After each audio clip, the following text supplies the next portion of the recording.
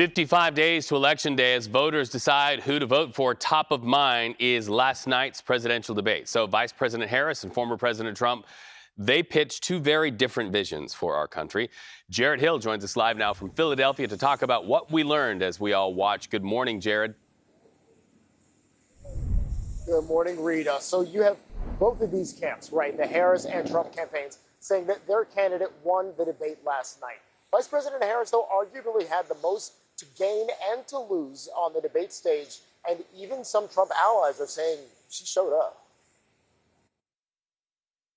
Let's have a good debate. A handshake kicked off the first meeting between former President Donald Trump and Vice President Kamala Harris. But the 90-minute debate soon turned into a sparring match over issues like the economy. I imagine and have actually a plan to build what I call an opportunity economy. I had no inflation, virtually no inflation. They had the highest inflation. Abortion. For years, they wanted to get it out of Congress and out of the federal government. And we did something that everybody said couldn't be done. The government, and Donald Trump certainly, should not be telling a woman what to do with her body. And immigration. They've destroyed the fabric of our country. Millions of people let in. What we have in the former president is someone who would prefer to run on a problem instead of fixing a problem. The former president even spreading misinformation about migrants in Ohio.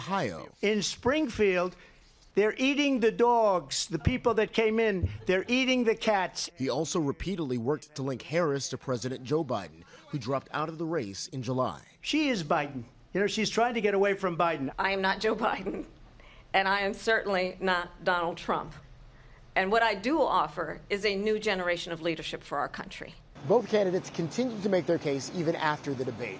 Last night, Vice President Harris greeted supporters at an event here in Philly, while former President Trump said that he won when he spoke with reporters in a spin room. This was my best debate. I thought it was very good. This is very much two different visions for our country. Both campaigns taking a pause today to mark 23 years since the September 11th attacks are back in the swing states tomorrow. The big question is, are we going to see these two on a debate stage again? Yesterday, Vice President Harris said that she would like to debate former President Trump again before the election. This morning, former President Trump said that he wasn't too sure if that's something that he wanted or needed to do. But then one of his top campaign aides says that he's already committed to a debate later on this month. And so it's still kind of murky, again, if that second Trump-Harris debate will actually go down. What we do know is going to be happening, though, Reed, is the vice presidential candidates are going to be debating on October 1st on CBS. Jared Hill, thank you so much for that live report.